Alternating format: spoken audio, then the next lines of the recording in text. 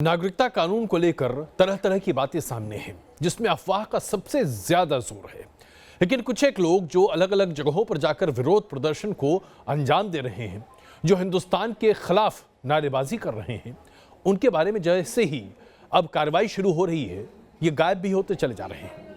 हम ऐसे ही एक शख्स से आपकी मुलाकात करवाएंगे, जिससे आप स्क्रीन पर देखते ही समझ जाएंगे कि चाहे मुंबई का आज़ाद मैदान हो या फिर मुंबई का कोई भी जगह है जहां पर प्रदर्शन हो रहा हो, जहां पर भारत के टुकड़े करने का नारा बुलंद किया जाता हो, वहां पर यह महिला आपको दिखाई देगी। लेकिन अब जबकि पुलिस इसे ढूंढ रही है, ये गायब है। अगर इतनी हिम्मत है कि हिंदुस्तान के टुकड़े करने का नारा आप बुलंद कर सकती हैं, तो फिर आज पुलिस से भाग क्यों रही है?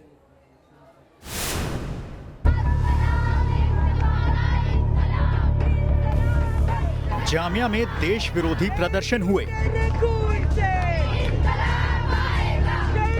शाहीन बाग में जहरीली साजिश हुई। अलीगढ़ में देश बर्बादी की धमकी दी। अगर हमारी शर्तों पर नहीं खड़े अलीगढ़ में असम तोड़ने की साजिश रची। हम वो कौन से हैं, अगर हम बर्बाद करने पाएंगे तो छोड़ेंगे नहीं, किसी भी देश को खत्म कर देंगे। मुंबई में असम तोड़ने के नारे लगे।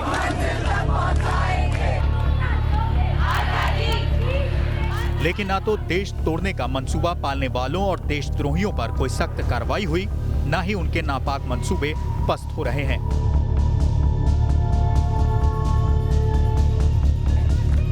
सिर्फ न्यूज नेशन के कैमरे में पिछले महीने ही कैद हो चुकी इस महिला का नाम है उर्वशी चूडावाला। ये वही सपने देखती है और पूरा करने का मंसूबा रखती है जो शर्जील रखता था। खुद को सामाजिक कार्यकर्ता के तौर पर पेश करने वाली इस महिला की पहचान मुंबई के आजाद मैदान में भारत विरोधी नारे लगाने वाले के तौर पर हुई है। हम मंजिल तक पहुंचाएंगे, हम मंजिल तक पहुंचाएंगे, हम मंजिल तक पहुंचाएंगे। शर्जील के सपने के मुताबिक असम को भारत से अलग करने का सपना देखने वाली इस महिला को पुलिस ने नामजद करते हुए 50 लोगों के खिलाफ संगीन मामलों में केस दर्ज किया है। लेकिन ये मुख्य आरोपी अभी तक पुलिस की गिरफ्त से भाग रही है। आज़ाद मैदान पुलिस स्टेशन से हमें पता चला है कि इस लड़की को 2 बार नोटिस भेजी गई है, बुलाया गया है पूछताछ के लिए। बावजूद इसके ये लड़की अभी तक हाजिर नहीं हुई है पुलिस के सामने। क्या वो फरार हो चुकी है, इसके बारे में कोई जानकारी है? अभी इन्वेस्टिगेशन चालू है और इस समय ये सब चीज़ें डिस्कस करना उचित नहीं होगा।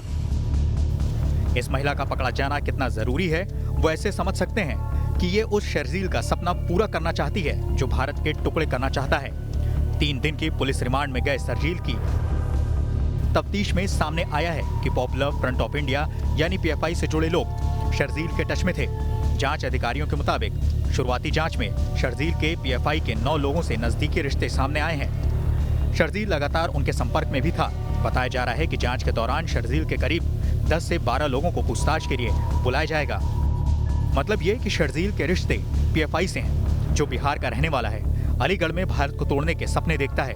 उसके सपने को पूरा करने के लिए मुंबई में नारेबाजी होती है और फिर वो महिला गायब हो जाती है। ना वो पुलिस के नोटिस का जवाब देती है, ना तो सोशल साइट्स पर उसका कुछ पता चलता है। विकास श्रीवास्तव, न्यूज नेशन, मुंबई। आजादी के नाम पर हिंदुस्तान को तोड़ने का मंसूबा रखने वाले या फिर हिंदुस्तान को बर्बाद करने वाले लोग की कमी नहीं है। आजकल ऐसे बहुत सारे सामने आ गए हैं, चाहे शर्जील की बात की जाए, फैजुल हसन की बात की जाए, उर्वशी की बात की जाए। लेकिन इस तरह की आवाजें महाराष्ट्र में भी प्रबल होती चली जा रही हैं। उसके साथ साथ अलीगढ़ मुस्लिम यूनिवर्सिटी में भी ऐसी आवाजें प्रबल हैं। सवाल ये उठने लगा है कि क्या देश में एक सुनियोजित योजना के तहत इस तरह की आवाजों को बल दिया जा रहा है? तो ये किसी इफ और बट वाली बात नहीं है, ये किसी बाबरी मस्जिद वाली स्ट्रेटेजी की बात नहीं है कि कोर्ट का जो फैसला होगा मान लेंगे। फैसला हम कर चुके हैं, अब हिंदुस्तान उसको मानेगा। ये धमकी वाले बोल हिंदुस्तान में एक जगह नहीं, जगह जगह सुनाई पड़ रहे हैं। पिछले दिनों अलीगढ़ में भी फैजुल हसन नाम के लड़के ने देश को बर्बाद करने की धमकी दी थी। अब वही आवाज महाराष्ट्र में सुनाई पड़ी है। हालांकि विवादित बयानों वाले इस वायरल वीडियो की पुष्टि हम नहीं करते, लेकिन दावा किया जा रहा है कि ये महाराष्ट्र के नांदेड़ का वीडियो है, जहां नागरिकता कानून के विरोध में कार्यक्रम हो रहा था। धमकी देने वाले को स्टूडेंट इस्लामिक संगठन से जुड़ा शख्स बताया जा रहा है। पुलिस ने कोई केस तो दर्ज नहीं किया है, लेकिन इस मामले की तफ्तीश कर रही है। ये कानूनन बेकायदेशीर है, इसलिए हम उनके ऊपर नियमित रूप से जो गुनाह दाखिल कर रहे हैं और इसके खिलाफ जो सेक्शन है उसमें हम कार्रवाई करेंगे। ऐसी घटनाओं की तादाद इसलिए बढ़ रही है क्योंकि कानून विरोधी प्रदर्शन की आड़ में भारत को बर्बाद करने की धमकी देने वालों पर आज तक कोई सख्त कार्रवाई नहीं हुई। नतीजा ये है कि कुछ लोग हिंदुस्तान की संसद से बनाए गए कानून को ही चैलेंज कर रहे हैं। पूरे भारत में खुलेआम अफवाह के जहर की खेती हो रही है, जबकि हिंदुस्तान के ही पड़ोस में एक है पाकिस्तान, जहाँ खाने को रोटी, पढ़ने को स्कूल, चलने को सड़क और इलाज का अस्पताल मांगने पर पश्तूनों के नेता मंजूर पश्तीन को देशद्रोही करार दे दिया गया और जेल में डाल दिया गया। दूसरी ओर एक अफवाह पर हिंदुस्तान में बड़ा राजनीतिक प्रयोग करके देश जलाने की साजिश हो जाती है। सरकार देखती रहती है। भारत में लोकतांत्रिक मूल्यों के नाम पर ऐसे जहरीलों को पनपने और आजाद घूमने की छूट देना खतरे से खाली नहीं। Team News Nation. Shaheen Bagh के पास प्रदर्शनकारी की एक 4 महीने की बच्ची की मृत्यु से बड़े सवाल खड़े होने लगे हैं। सवाल ये उठने लगा है कि वो मां जो अपनी बच्ची को बीते 50 दिनों से रोज प्रदर्शन का हिस्सा बना रही थी, जो सिर्फ 4 महीने की दूध पीती बच्ची थी, क्या ये अपने आप में सही है? क्या इस ठंड में मां को अपनी बच्ची को इस तरह से सामने रखना चाहिए था? दूसरा बड़ा सवाल ये है कि जब मां मानती है कि उसके बच्चे का भविष्य अंधकार में है, तो वो गलत क्या कर रही थी? लेकिन मूलतः अगर इस सवाल पर जाएं कि शाहीन बाग में जो हो रहा है वो सही या गलत, किनारे कर दीजिए उसको। लेकिन छोटी सी बच्ची की मृत्यु की जिम्मेदारी किसकी है? मां की लापरवाही है या राजनीतिक माहौल है? अफवाह के आंदोलन में बेटी की जान गंवा दी, लेकिन ना जाने कौन सा कागज किसे दिखाने के डर से ये महिलाएं शाहीन बाग में बैठी हैं। मासूम बच्चों की बलि चढ़ाने की राजनीति करने वालों ने शाहीन बाग में पिछले 52 दिन से ऐसी अफवाह फैला रखी है कि महिलाएं 1 इंच हटने को तैयार नहीं। शाहीन बाग अब रैपिड एक्शन फोर्स की निगरानी में जा चुका है। एक एक आने जाने वालों की पहचान की जा रही है। उधर धरना स्थल पर बाहरियों के नहीं आने की चेतावनी लगाई गई है। चुनाव का दिन करीब आता देखकर ये सब तैयारी इसलिए की गई क्योंकि यहाँ कोई हथियार लेकर घुस आता है तो कोई फायर कर भाग जाता है। खिलाफत आंदोलन है, ये सीएए के विरोध में नहीं है। ये जिन्ना ने जैसे खिलाफत आंदोलन किया था वही एक खिलाफत आंदोलन। दिल्ली का मुख्यमंत्री वहाँ पे लोगों को बिरयानी भेज रहा है, दिल्ली की सरकार, उनके विधायक, उनके मंत्री वहाँ पे पैसा दे रहे हैं, तो ये बहुत बड़ा षड्यंत्र है। इनको बोलने दीजिए, इनको पूरी ताकत लगाने दीजिए। All versus Arvind Kejriwal. शाहीन बाग की समस्या पर सुप्रीम कोर्ट में अर्जी भी दी जा चुकी है। जल्द ही सुप्रीम कोर्ट में इस पर सुनवाई हो सकती है, लेकिन लगता है तब तक शाहीन बाग चुनावी अखाड़ा बना रहेगा। सैयद अमीर हुसैन के साथ रविकांत राय, न्यूज़ नेशन, दिल्ली। हर मुश्किल काम को देखते हुए हम यही कहते हैं कि बजरंग बली ही अब बेड़ा पार लगाएंगे, लेकिन अब बजरंग बली के हनुमान चालीसा को लेकर ही दिल्ली के चुनाव में राजनीति होने लगे। जनाब क्या कहिएगा? अब तो यह कहा जाने लगा है कि अरविंद केजरीवाल जरा हनुमान चालीसा पढ़कर बताएं, मनोज तिवारी हनुमान जी के दर्शन करके बताएं, असदुद्दीन ओवैसी हनुमान चालीसा पढ़कर बताएं। जनाब हनुमान चालीसा तो हर उस व्यक्ति को पढ़ना चाहिए जिसे आत्मविश्वास, आत्मसाध और उसके साथ साथ सर्व कल्याण की बात समझ में आती हो। लेकिन बजरंग बली पर सियासत, यह भी एक राजनीति का ही हिस्सा है। केजरीवाल हनुमान चालीसा का पाठ कर रहे हैं तो मनोज तिवारी संकट मोचक के दरबार में हाजिरी लगा रहे हैं। दिल्ली के सियासी दंगल में खुद को बजरंग बली का सबसे बड़ा भक्त बताने की होड़ मची है। कल सीएम अरविंद केजरीवाल ने एक कार्यक्रम में हनुमान चालीसा की पंक्तियां सुनाई, तो आज बीजेपी नेता मनोज तिवारी बजरंग बली की भक्ति में डूबे नजर आए। सुबह सुबह वह हनुमान जी के मंदिर पहुंचे और बजरंग बली की पूजा की। वहीं केजरीवाल की हनुमान भक्ति पर बीजेपी ने हमले तेज कर दिए हैं। बीजेपी प्रवक्ता संबित पात्रा ने अपने ट्विटर अकाउंट से केजरीवाल और आप नेता संजय सिंह की एक तस्वीर जारी की, जिसमें केजरीवाल और संजय सिंह टोपी लगाकर नमाज अदा करते हुए दिख रहे हैं। तो दिल्ली के किराड़ी में चुनाव प्रचार के मंच से यूपी के सीएम योगी आदित्यनाथ ने केजरीवाल पर करारा वार किया। अभी तो केजरीवाल जी ने हनुमान चालीसा ही पढ़नी शुरू की है। भाइयों बहनों, आप देखना आगे आगे होता क्या है। ओबीसी भी एक दिन हनुमान चालीसा का पाठ करता हुआ आपको दिखाई देगा। तो भाजपाइयों से पूछ के पूजा पाठ करेंगे क्या? शिव जी का पाठ कब करना है, दुर्गा पाठ कब करना है, हनुमान चालीसा कब पढ़ना है, ये भाजपा ही बताएंगे हम लोगों को। अब देखना है कि दिल्ली के चुनावी रण में बजरंग बली किसकी नैया पार लगाते हैं और कौन खुद को बजरंग बली का सबसे बड़ा भक्त साबित कर पाता है। दिल्ली से मधुरेंद्र कुमार के साथ न्यूज़ नेशन। अरविंद केजरीवाल सिर्फ हनुमान चालीसा ही नहीं पढ़ रहे, भारतीय जनता पार्टी को एक चुनौती भी दे रहे हैं। उनका कहना है कि भारतीय जनता पार्टी का कोई भी उम्मीदवार जो मुख्यमंत्री पद का हो वो सामने आ जाए और कल 1 बजे तक वो किसी भी जगह पर उस उम्मीदवार के साथ बहस करने को तैयार हैं।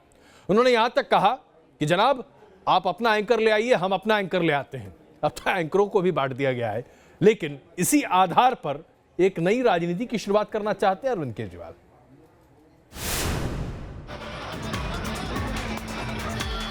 दिल्ली में जैसे जैसे चुनाव की तारीख नजदीक आ रही है, बीजेपी और आम आदमी पार्टी के बीच वार पलटवार तेज हो रहा है। अब चुनाव से ठीक 4 दिन पहले अरविंद केजरीवाल ने अपने तरकश से एक तीर निकाला और सीधे बीजेपी को चैलेंज कर दिया। केजरीवाल ने बीजेपी को अपना सीएम कैंडिडेट बताने की चुनौती दे डाली। जनता ये जानना चाहती है कि उनका सीएम फेस कौन है। अगर जनता को ये नहीं पता कि उनका सीएम फेस कौन है, तो फिर जनता कह रही है कि हम आपको वोट क्यों दें। दिल्ली में आम आदमी पार्टी और बीजेपी एक दूसरे को पटकनी देने के जोर आजमाइश कर रहे हैं। लोगों को लुभाने के लिए बड़े बड़े वादे कर रहे हैं। आम आदमी पार्टी ने भी दिल्ली चुनाव के लिए अपना घोषणा पत्र जारी कर दिया। इस मैनिफेस्टो में आम आदमी पार्टी ने दिल्ली जन Lokpal bill, Delhi Swaraj bill, ration की डोर स्टेप डिलीवरी, 10 लाख बुजुर्गों को तीर्थ यात्रा, देशभक्ति पाठ्यक्रम लागू करना, दुनिया का सबसे बड़ा मेट्रो नेटवर्क बनाना, वर्ल्ड क्लास सड़कें बनवाना, अनधिकृत कॉलोनियों का नियमितीकरण और रजिस्ट्री का वादा, दिल्ली को पूर्ण राज्य का दर्जा दिलाने का वादा किया है। महिलाओं में आत्मविश्वास जगाएगा जब सस्ती बिजली पानी हर घर को मिल पाएगा, जब धर्म जाति से ऊपर उठकर हर जन भारत को आगे बढ़ाएगा, तभी अमर तिरंगा आसमान में शान से लहराएगा। ये इसका विजन है। दिल्ली में आम आदमी पार्टी ने यह भी ऐलान किया कि 200 यूनिट मुफ्त बिजली और पानी की स्कीम आगे भी जारी रहेगी। तो केजरीवाल के चैलेंज पर बीजेपी ने भी पलटवार किया है। मैं दावे के साथ कहता हूं और चैलेंज करता हूं, हमारा एक साधारण से साधारण कार्यकर्ता भी उनके किसी नेता के साथ जो है सड़क के ऊपर डिस्कशन कर सकता है, डिबेट कर सकता है, उनके इस मैनिफेस्टो के ऊपर, 2015 के मैनिफेस्टो के ऊपर। दिल्ली में 8 फरवरी को वोटिंग होगी और 11 फरवरी को यह तय हो जाएगा कि दिल्ली की जनता के दिल में क्या है और किसके वादों पर दिल्ली वालों को एतबार है। News nation. कोरोना वायरस चीन के लिए महामारी बन चुका है, लेकिन अब जो जानकारी निकल कर आ रही है उससे यह बात साबित होती है कि चीन ने कोरोना वायरस के प्रकोप को बहुत दिनों तक पूरी दुनिया से छिपा कर रखा हुआ था। जी हां, चीन को कोरोना वायरस के बारे में पूरी जानकारी नवंबर के महीने में ही मिल गई थी, लेकिन अब जबकि यह सत्य सामने आ रहा है तो चीन अमेरिका पर सवाल खड़े कर रहा है।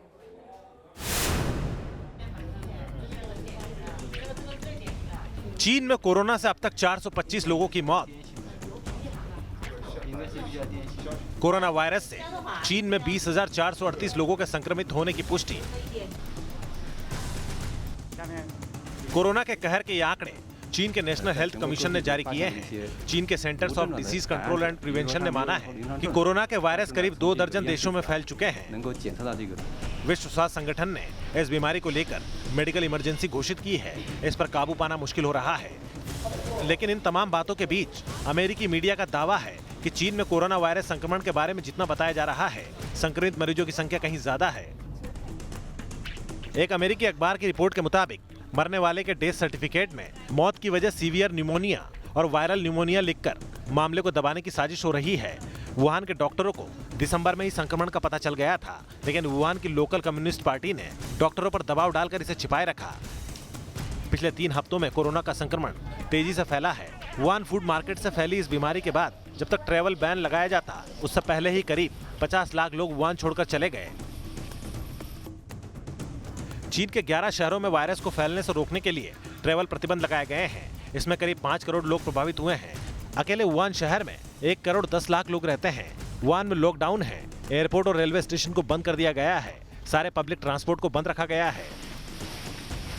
ऐसे में सवाल उठना लाजमी है कि इन सारे उपायों के बावजूद कोरोना वायरस इतनी तेजी से क्यों फैल रहा है। इस बीच चीन ने अमेरिका पर कोरोना वायरस को लेकर दहशत फैलाने का आरोप लगाया है और अमेरिका से किसी तरह की मेडिकल सहायता लेने से भी इनकार कर दिया है। वहीं चीन के मीडिया में भी यह दावा किया जा रहा है कि कोरोना वायरस का संक्रमण लैब से फैला हो सकता है। Wuhan institute of virology national biosafety lab घातक वायरस पर शोध करती है। ये lab Wuhan sea food market से सिर्फ 32 किलोमीटर दूर है। ऐसे में सवाल उठना लाजमी है और इन सब पर चीन खामोश है। T news nation. और आइए अब आपको दिखाते हैं कि हिंदुस्तान में कोरोना वायरस की वजह से किस तरह से महामारी फैलने की आशंका लगातार बढ़ती चली जा रही है, क्योंकि कोरोना वायरस से ग्रसित लोगों की संख्या हिंदुस्तान में बढ़ रही है।